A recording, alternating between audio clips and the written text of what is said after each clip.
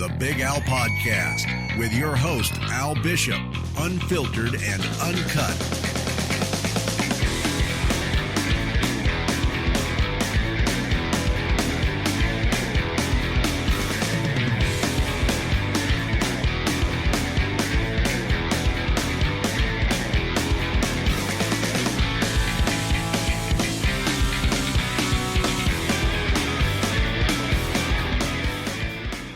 All right, cool, ladies and gentlemen, welcome. I've got a very special guest today, Mr. Khalid Galant. He's the CEO of SAIDS, which is the South African Institute for Drug-Free Sport. I just want to say thank you very much for coming out. And I know you're from Cape Town, so you've given us a bit of your time today. Thank you very much, and we appreciate it. And welcome to Joburg as well. You're welcome.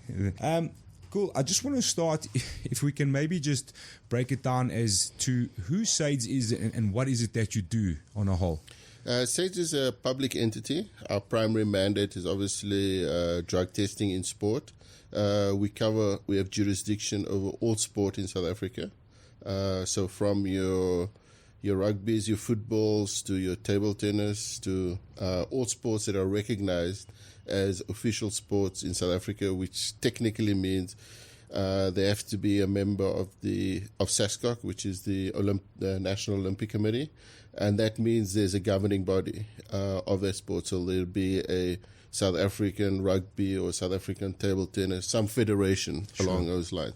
So we have jurisdiction over those sports where drug testing in sport is concerned.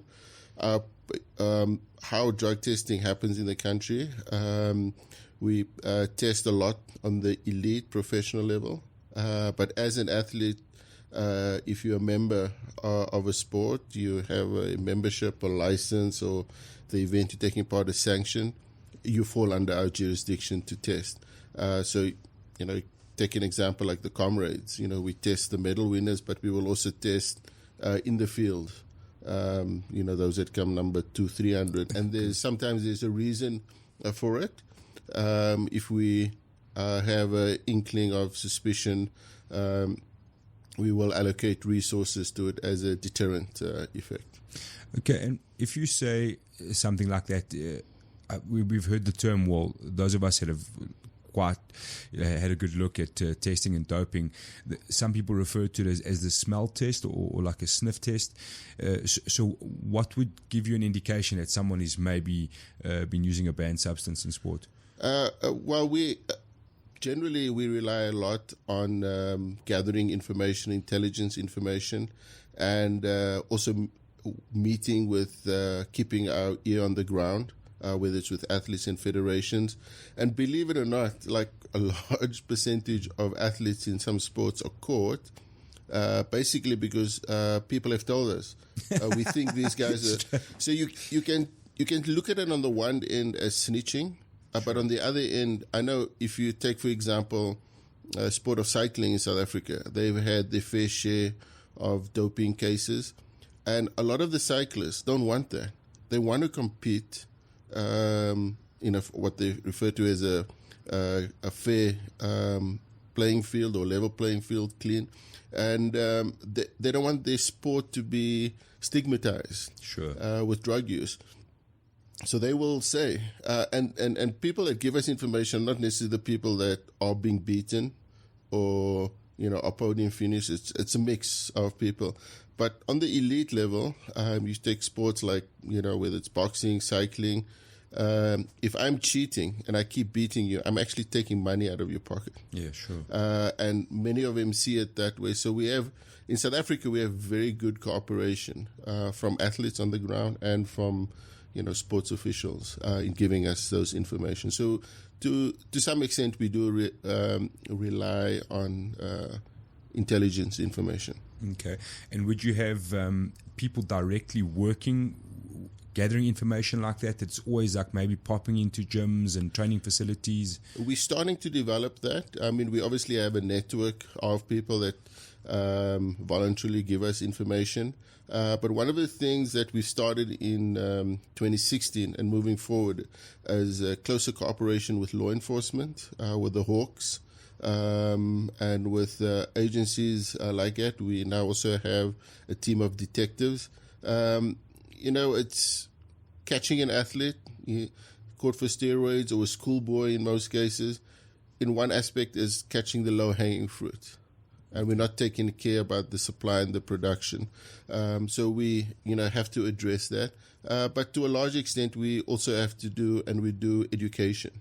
And again, with EFC in South Africa, they've been very proactive and assisting us in getting the messages out through various channels in what is banned, the dangers, the criminal aspects, the consequences, of doping. So it's, you couldn't be banned from sport if you're the athlete tested. But, if we know you are selling the stuff, manufacturing the stuff, distributing the stuff, that's beyond my jurisdiction. Sure. That goes to a criminal offense in South Africa. It'd be handed over to like your law enforcement That's agencies. Correct, yeah. Just with the EFC, you mentioned that they've been very proactive, and I think MMA on a whole, we spoke briefly off air about how the international standard for mixed martial arts and the strong arm against doping is becoming quite relevant now, because obviously it's, the sport is still very young and there's a lot of catching up and a lot of learning to do.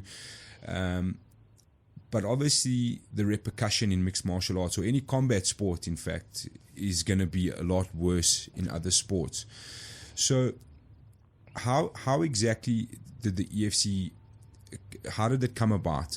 Did they approached you? So you said they were proactive, and how did that all work out from there? Yeah, I mean, there's just two key things that you mentioned: combat sport, and then that the EFC has been proactive. So if you're involved in combat sport, whether you're a participant or a promoter, you already accept there's a high compliance and regulatory component, whether it's in South Africa or any other part of the world, boxing or mixed martial arts, anything. There's a big compliance with safety, health, and in our case now, the doping aspect.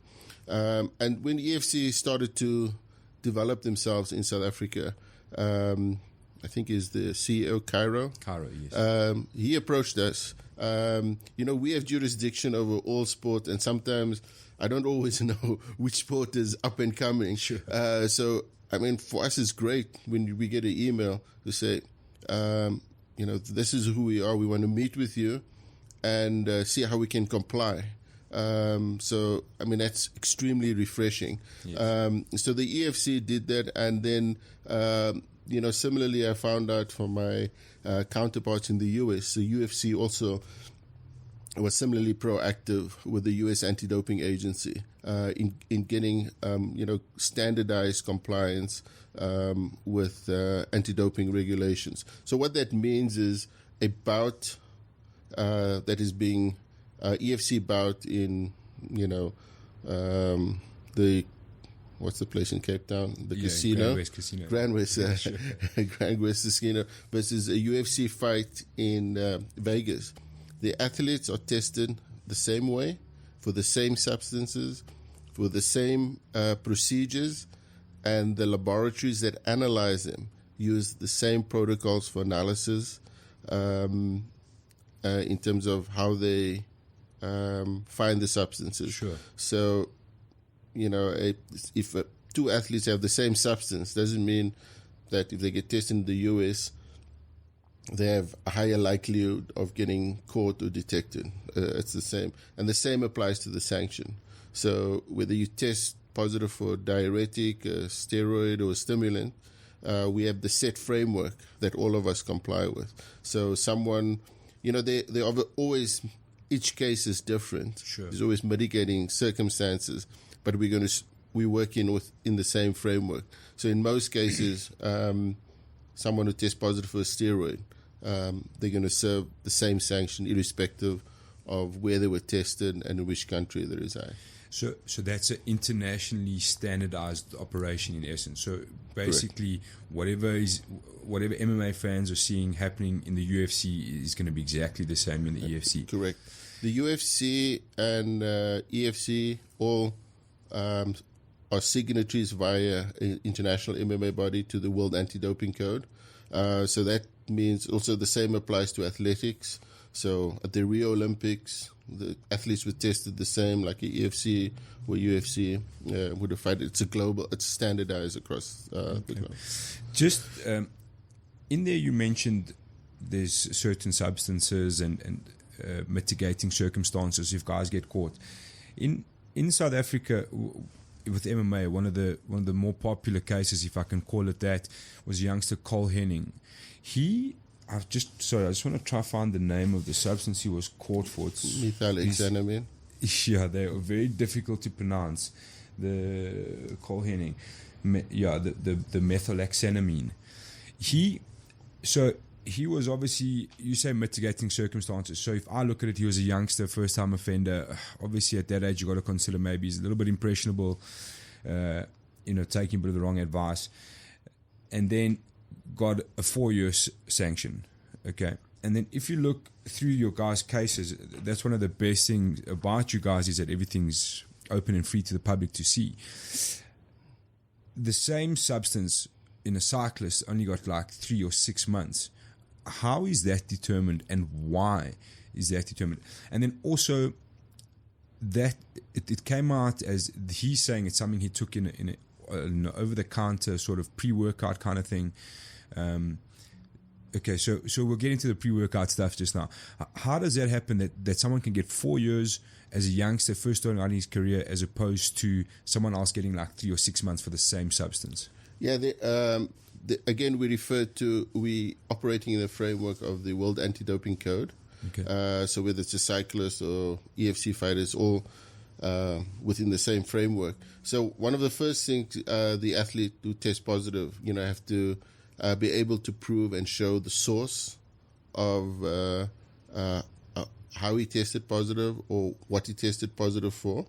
Then he has to demonstrate either no intent, that he did his due diligence and the product was contaminated, or if he doesn't, it obviously defaults to intent, Sure. or intent or negligence. And all those have a bearing when you start at 4 years. It either stays at 4 years or it starts reducing. Things that don't have a bearing on a sanction is age, as socioeconomic, race, Sure. or first-time offender type of things, character witness. A lot of athletes test positive, then they say, someone spiked it. Well, you have to prove it and show it. I also find like when I'm out drinking there, it's always the 17th tequila that's been spiked. So so it could be spiked, but you have to prove and show it, to the comfortable satisfaction of the adjudicating panel. And then there's, a lot of athletes say, but I've been tested, Lance Armstrong being case in point, but I've been tested so many times and most of the tests are negative. Again, that doesn't prove or disprove anything. So there are various factors. A large aspect of anti-doping cases with athletes is that they have to take the time with their legal counsel or to understand what the code is and how it works. That you have to show the source. You can't just come and say, I'm not guilty. And, I'm, whatever, first time, or I just competed, I earned do this as a living. It doesn't work like that anyway, Yeah, if I can recall correctly. So and that's part of our education drive is, for athletes to realize that it is serious. There are consequences. And even if you come with the biggest lawyer in the country or the most inexperienced lawyer in the country, it's the same framework that applies. Would combat sports, in particular MMA, obviously the history of MMA is quite brash and considered quite a blood sport, and like an organization like yourself only really discovered MMA full-time in the last couple of years. Would you say that becomes a mitigating circumstance for someone that's been tested? Obviously, the like we discussed, the consequences are I mean, if I'm doping on a bicycle, I'm cycling faster than you. If I'm doping in a cage, I can stand for longer. I can absorb more punishment. I can dish out more punishment. I can be faster, stronger. All of these sort of things.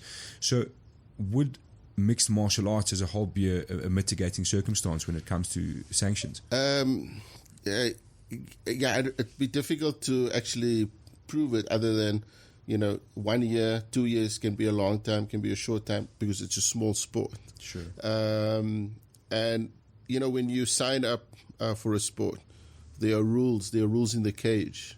How you hit. Anti-doping is part of those rules. It's part of mixed martial arts. If I'm going to be, with EFC, we're talking about pros. Yes. So I'm signing contracts. I'm accepting money. We're assuming everyone is reading the contracts and knowing what they can and cannot do. If I sign a contract with a product sponsor, part of it is probably going to be I have to use it and tell people I'm using it and how great it is. And so the rules of mixed martial arts, it's the same. There's rules for the cage, and anti-doping rules are part of the constitution and rules and regulations of mixed martial arts. But the challenge is always on us in terms of education. We've had cyclists, rugby players. Let's get off the rugby players saying, "Oh, we didn't know about the anti-doping rules." So in today's day and age, it's very hard to accept that, with doping being almost part of mainstream conversation. Watch the Olympics, Lance Armstrong. Nowadays you have comedy shows making jokes about steroid users. Sure. So it's part of mainstream vernacular. So it's very difficult to accept that as a mitigating excuse. Okay. And how much responsibility falls onto the athlete? Because obviously now, especially with the youngsters, it's, especially for MMA, I think it's such a unique standpoint, because it's such a tough sport at the moment to make a living. So, guys, especially the youngsters, get suckered into these strange sponsorships with maybe a supplement that's not 100%, it hasn't been tested properly, or doesn't even know who you guys are, or what water is, or whatever it is, and just kind of make their product according to what they deem safe. And say if a youngster falls into that trap and gets tested, what is their responsibility firstly? And let's take the tainted supplement, because in MMA it's something that comes up guaranteed. Every time someone pops for something, tainted supplement, tainted meat, tainted chicken, something comes up like that. So the first part is, what is the athlete's responsibility? And if a supplement, if they believe that it's a supplement that's tainted, what is the process from there? And how can they get around that? Let's in sport, is the level, the threshold level for athletes are very high. Yes. Because the issue of strict liability applies. So if you're becoming an EFC fighter, you are a pro. We're not fighting here at the local club. Sure. I get to go on TV. I'm getting money. I'm competing against money. So again, it's almost like not only anti-doping education, it's a life skill. Yes. Like you say, don't be tempted by unscrupulous sponsors or agents or something along those lines.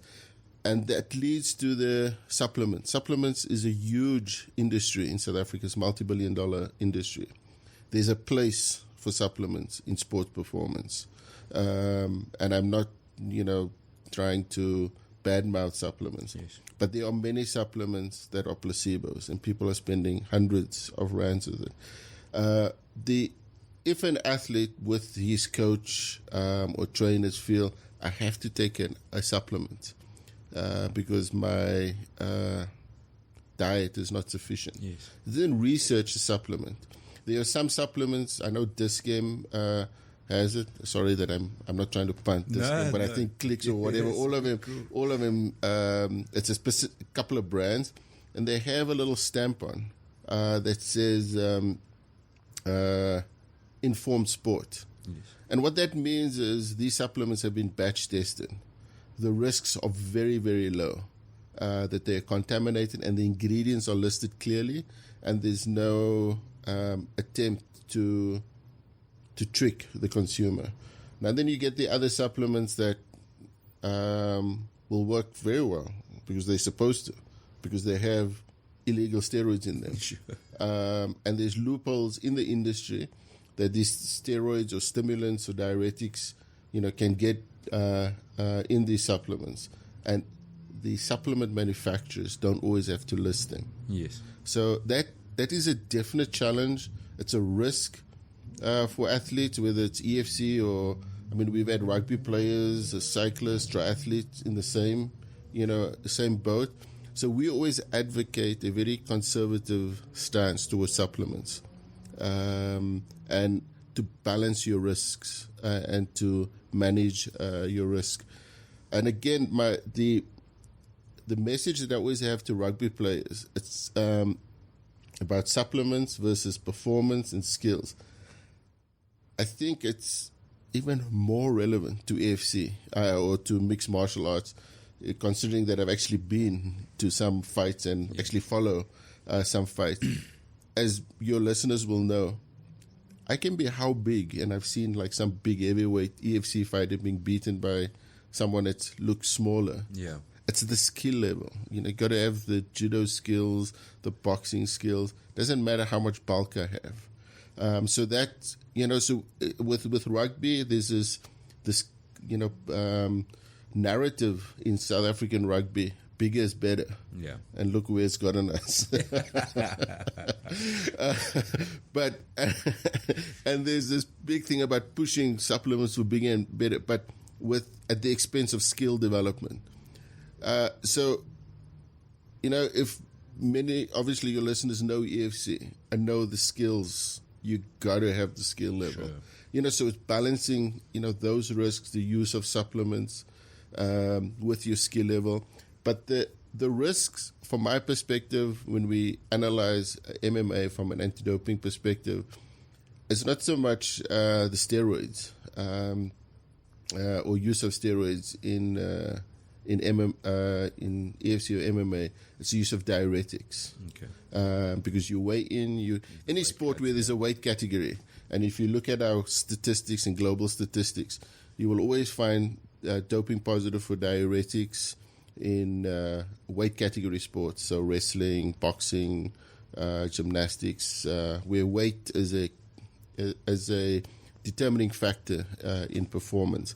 But diuretics are extremely dangerous. Yeah. And in MMA, I would categorize it as the most dangerous, because what it does, and if you go on YouTube, there's a story of a US EFC fighter that lost 20 kilograms in, I think, a week through use of diuretics, and there's organ failure, and you're losing, minerals. So from just a health perspective, it's extremely dangerous. Yeah, the weight cut in general it's just one of those crazy things in sport. It's such a weird, strange thing. And I know guys obviously push themselves to the absolute bone limit of that their body can handle. So I think with things like that, obviously, especially for MMA, where the consequences are so massive, you have to be harsh, and I get that 100%. I just want to let's take, for example, the Cole Henning case. If he walked into this game, he was like, I'm struggling to recover. By Thursday, my body's in a lot of pain. I'm going to take this pre-workout off the shelf at this game because I trust this game or Clicks or whatever nutrition store, and he takes it home. What is his next best step to make sure that supplement is safe for him to use according to your guys and WADA's rules? If we can take just one step back, the fact that Cole Henning, athlete like that, because we obviously just hypothetically, yes. I don't want anyone to think the guy actually did that. The fact that he would walk into a disc game by himself, trying to figure out based on what's his knowledge base. Yes. His knowledge base is paging through Men's Health magazine, the Men's Bible, and seeing an ad that is promoting fast recovery. That ad is there to sell something. Is there science? What's it based on? Sure. They want you to buy their product. So if we can take a step back, athlete, is a pro. Not everyone can afford to have their personal dietitian or maybe coach or manager, but you can try to find someone. If I'm a boxer or EFC fighter, that's my specialty. I don't know nutrition or physiology or necessarily. So let me ask, just like if I have a problem with my car, I'm not going to walk just into something because I saw an ad to say, put this in your engine and it's going to make the tuning belt go better. Sure. So it's a similar analogy. Based on what is he walking in and saying, this is going to help me recovery? And first, my response would be to first do the kind of due diligence earlier on, rather than based on, I just want this product, so let me choose between these 5 or 10 products. Because I saw it in Men's Health or MMA Fighter magazine or something like that. So on your guys' website, obviously, like I say, everything's open for the public to see exactly what's going on, and you've got this never-ending list of prohibited list for WADA that's international standard. Obviously, there's a lot of technical, scientific. Exactly. So could a youngster contact you guys to say, this is the supplement, is it safe? Yes. Again, coming back to my earlier comment in terms of the risks, the supplement industry is not regulated in South Africa. If your doctor is giving you something, yes, your doctor and yourself can go onto our website and type in, and it will give you whether it's banned or permitted. Excuse me, because that's regulated. So we have a day, these drugs, medicines, they have to list everything that the ingredients, the active ingredients, the inactive ingredients. That's not the case with sports supplements. We had a doping case where the athlete brought in the product and it wasn't listed in the ingredients. And he claimed that was the only product he took. And we sent it away for analysis, and he was correct. It did test positive. And in this case, it was also methylhexanamine. It was a stimulant. But nowhere was it listed. If I recall correctly, it was the one ingredient that we thought it could have been. It was called geranium oil or orange geranium that could have been attributed to methylhexanamine. Supplement manufacturers are not obliged to list all the ingredients. So it is a risk. The athlete can call us. The first thing we'll do is, when we ask what it is, we'll check if it's a notorious product. Yeah, sure. We said, look, Jack 3D, a couple of guys have already tested positive for Jack 3D. Stay away from it. There's sure. no research required there. Otherwise, we'll ask them to just send us a photo of a list of ingredients, and we'll look at it and we'll try to see if there are any euphemisms, like a geranium oil for methylhexanamine or something like that. Okay. We will never say, yes, it's okay, or no, it's not, because there's legal repercussions for us for both. High risk, low risk kind of. That's it. But again, we'll advise a very conservative approach to it. Okay. Sure. So it's a constant cat and mouse game between you, the athletes, and the supplements. But again, it's that step back. Do I need to take the supplement to be the best EFC fighter? We buy into this. We're very vulnerable when we read these Men's Health and fighter magazines. We see these ripped bodies. Yeah. And we think, and there's supplement next to it. So we associate performance with that. And, in my experience working with athletes across sports spectrum, I know like 2 years ago, my interaction with the national rugby team, the Springboks, there were at least 5, and I'm talking only of the forwards. Yeah. These guys don't take in, they hate anything powdered or in water, They love food. Give them steak. Yes, they don't have a high carb intake. But again, the Springboks, they have access to nutritionists and all that stuff. But these guys were some of the best in the world. They had ripped bodies, and yet they weren't taking any. I think MMA on a whole is kind of the whole mentality, especially from the athlete side, is changing. You're starting to see a lot more guys that are. I mean, I had Chef Norman Vessels here, who's been on a plant-based diet for a long time, and a lot of guys are starting to use more holistic type of supplementation.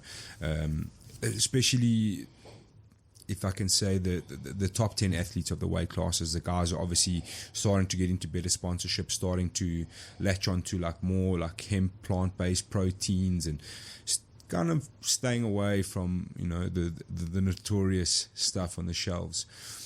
I just wanted to ask, how familiar are you with the Cole Henning case?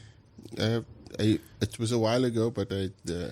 Okay, so he popped for a stimulant. Now, when would he have been tested for that to show up? At that point, we were only doing in competition, so it was always after the bout. So with a stimulant like that, stimulants stay in the body. This is a very short half-life, sure. A couple of hours, depending on the stimulant. You get some that stay longer and shorter. Remember, a stimulant, the intent of a stimulant is to make you more aware, more. It's not really linked to aggression. It's just reacting, quicker, sure. And that.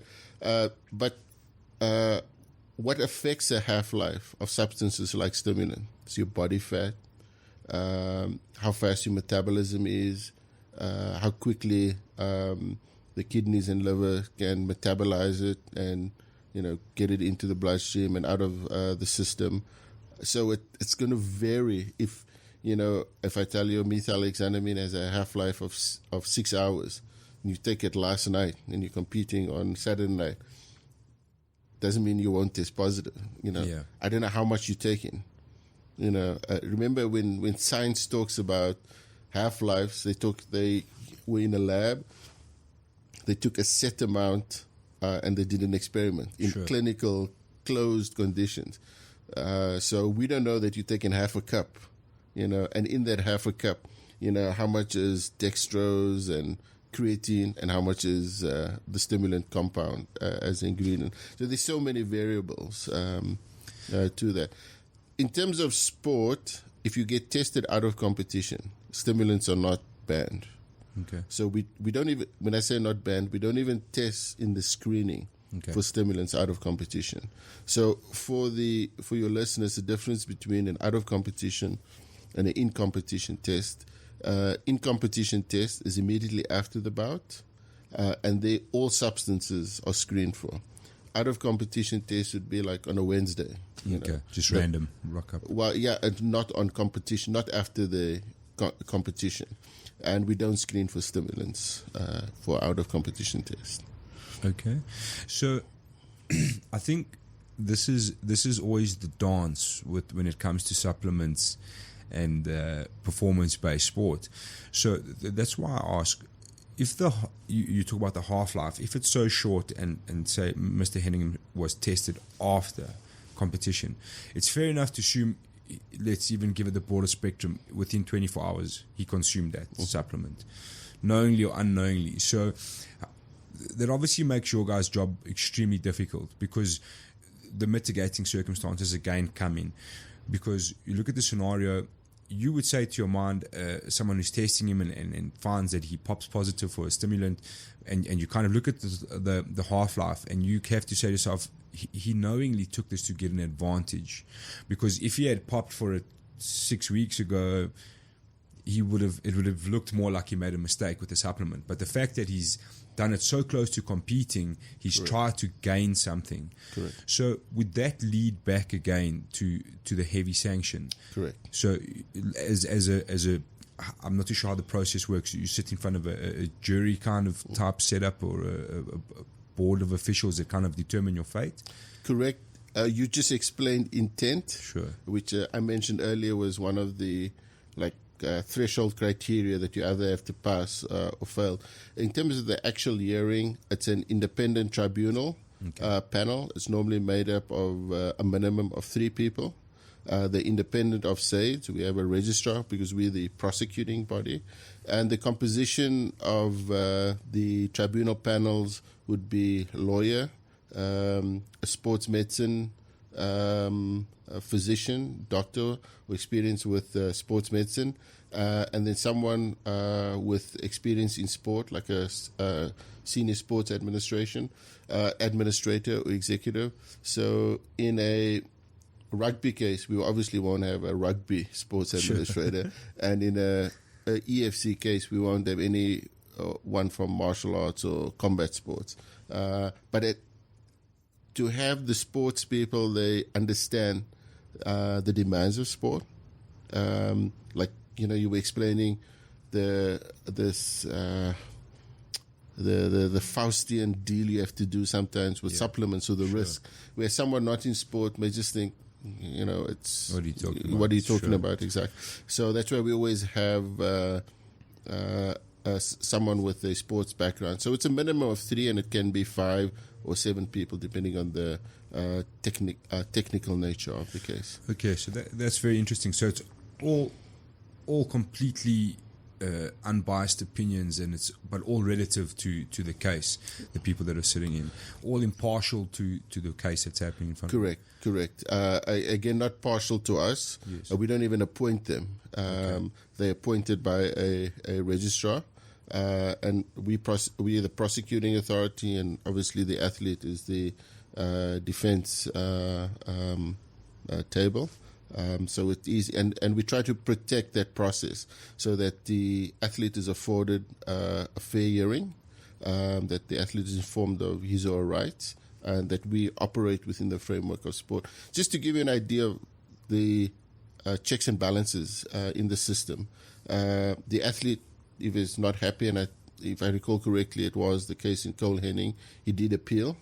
So you can appeal in South Africa to the appeal board, the Anti-Doping Appeal Board. If you're still not happy, you appeal to the Court of Arbitration in Switzerland, Court of Arbitration in Sport in Switzerland. It's a bit expensive, but you have that option. Similarly, we can also appeal. Okay. Let's say the panel rules, gives the person a warning or not guilty. We also have the right to appeal. Entities that have the right to appeal is the promoter, EFC, the sanctioning body, which would be MMA, and the international governing body, which would be the International Mixed Martial Arts Association. Okay, so EFC actually has it in their power to appeal a case on behalf of their athlete. Correct. Through. I think it's. Well, sorry. I have to take us back. EFC is a promoter. Yes. Sorry, EFC is a promoter. They can obviously urge the athlete to do something, but they can't do it on their behalf. Yeah, but if they're unhappy with the sanction either way, remember EFC is paying out prize money. Okay. So if you test positive and you find not guilty, I get to keep my prize money. Okay. So EFC, through the Mixed Martial Arts Association, will have the right to appeal. But as a private entity, the governing bodies can have the right to appeal. Okay. Just on that, as a promoter, there was a case with Rodney Berman, and the I think he's a Dane boxer. He kind of came out. The boxer's test popped for something, and he was kind of saying that he doesn't understand what's going on with SAIDS because this information was sent to the wrong people.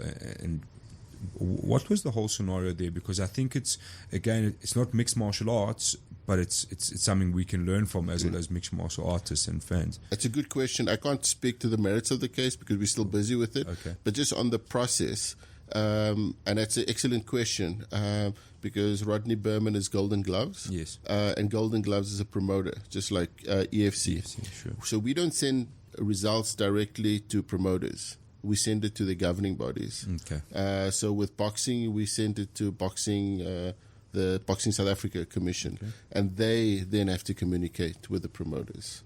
So, if there's delays there, it's, a bit out of our hands.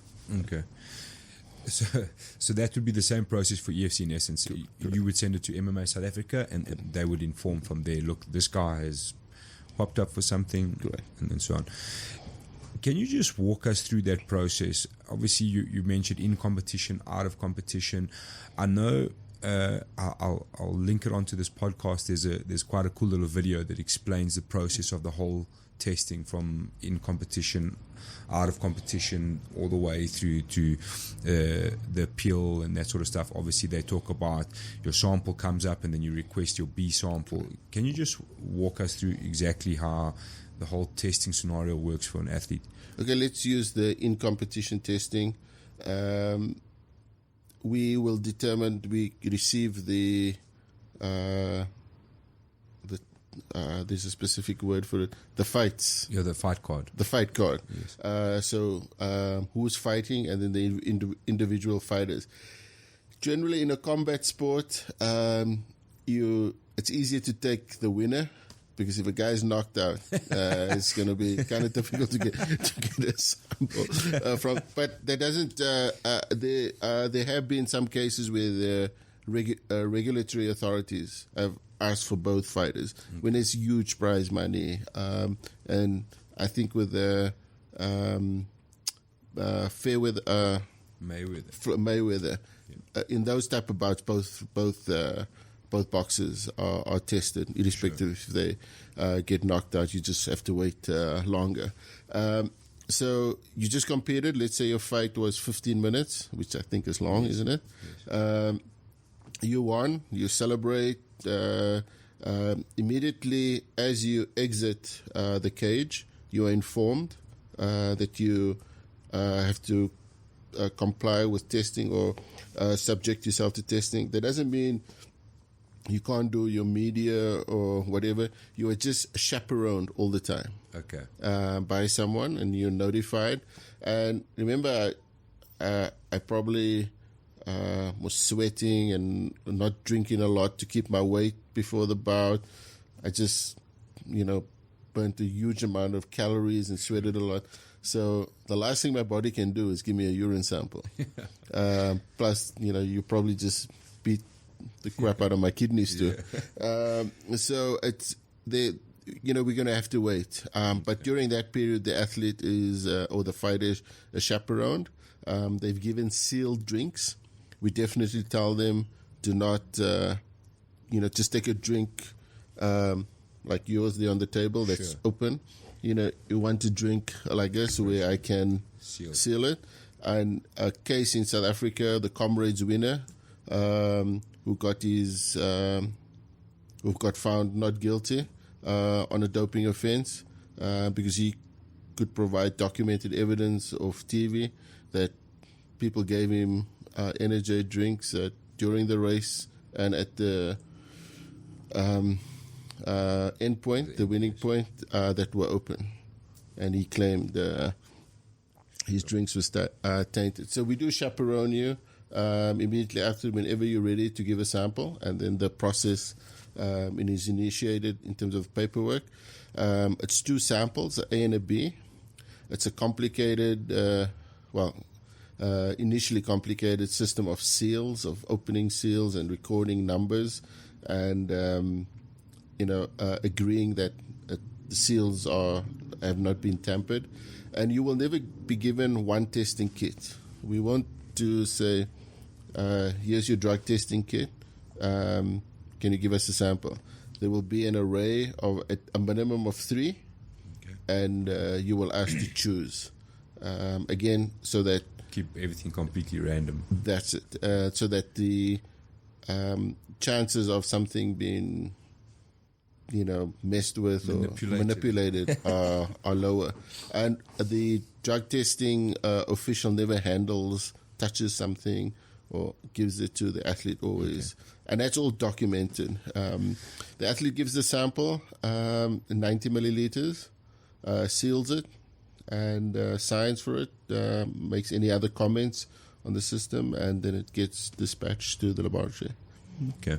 So it's, in essence, a fairly simple process. And then just just to clear up, so the A and the B sample, the B sample would be like a double check kind of thing.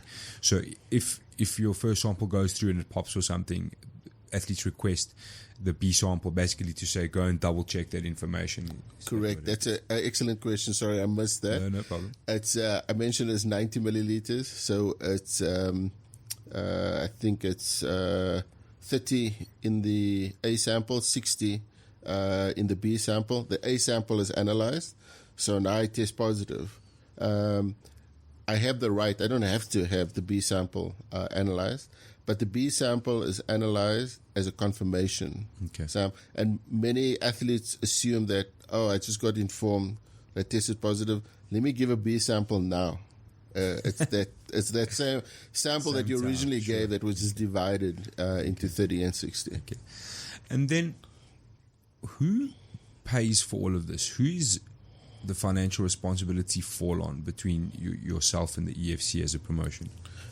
Right now in South Africa, we pay 100% of the costs, but we are moving towards a different financial model where promoters, especially where there's sports for profit, where we require them to contribute some of the tests because for compliance purposes they need the testing. But if we ask them to pay 100% of the cost, they're going to say, well, maybe we'll only do a couple of tests. So the level of control varies. So we still cover most of the costs so that we have a better independent control. Okay. But by getting sports federations to contribute, they are also, take it more seriously and more invested in the quality of the work that we do, and that we also deliver the services to the events. And then where does your funding come from?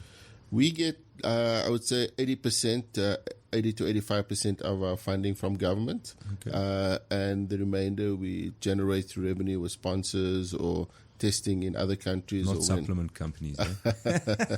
We have received offers. But South Africa is an international sports destination. Okay. So we have lots of international athletes training here, and their respective countries or federations request us to test them when they're in the country. Okay, so it's a very high-end operation. I don't think anybody really realizes just how aligned you guys are with the international standards. Yeah. And just to close out there, what advice would you give to, and obviously we want to cover mostly MMA, but young athletes on a whole, obviously the schoolboys these days are popping for all sorts of strange things, and it seems to be a bit of a culture in the younger guys who are a little bit more impressionable. Like you said, they fall for the strange ads in the Men's Health magazine and stuff like that, and are constantly looking to get that edge, which is the nature of competitive sports. Everyone wants to seize these guys and as like gods. They want to achieve the same status. So what advice would you give to youngsters? As a CEO of an anti-doping agency, my advice would be, this is an amazing sport. Sure. It's one of the fastest growing sport. It's a sport that requires an array and diversity of skills. Not to badmouth any other sport, sure. But if I can run fast, I can do quite a few sports. And I can perhaps excel in that sport. With mixed martial arts, I have to have an array and diversity of skills. I really have to develop not only my cardiovascular capacity, my strength, my power, my judo, my endurance, my mental capacity. It's an amazing sport for developing the complete athlete. So focus on that and focus on the skills. Have a good nutrition strategy, and obviously manage your risks. And it's to focus on how you can achieve excellence based on your own body rather than shortcuts, because ultimately the shortcuts is going to give you the hollow victory, and eventually the truth will come out. You will be caught, and then it's very hard. It's the public shame for athletes, because when they get caught for doping offenses, because we have to disclose it. We can't keep it a secret. Okay. But this is an amazing sport. It's a growing sport. Great, broadcasting television. I just read that EFC is going to be on SABC. Yeah. If that's, and the one thing I like about South African sport is you have so many options. Everyone doesn't have to be the rugby player, the cricket player. And here you have a sport with a really amazing growing infrastructure. You don't have to be really, from my perspective, really wealthy to get involved in a sport, but you can excel through being really good athlete. Yeah, and extremely hardworking. And the last thing I want to ask, how have you found the EFC as a promotion on a whole, with regards, obviously you've mentioned that they're extremely proactive from the anti-doping side. Yeah, again, from my perspective, it appears to be a very innovative organization in terms of how they communicate, also how responsive they have been to our requests and our partnership, and getting information to their members or the fighters, and being very clear that they have a zero tolerance approach. They want their sport to be clean. They want the athletes to adhere to those values, and providing opportunities for us to educate and pass that information on to the fighters. Well, 100%. I just want to say again, thank you very much for your time. It was very informative, and we really appreciate that. I'm sure a lot of people will take a lot of stuff away from that, and thank you very much for your time. And if you ever in Joburg again and you want to pop in for a chat, let us know. I'm sure we'll have some as the sports grows. I mean, obviously everyone's still learning a few things. There'll be a couple of more interesting cases that'll pop up along the way. Yeah, sure. And just thank you very much, and thank you for sharing all that information with us. You're welcome. Thank you.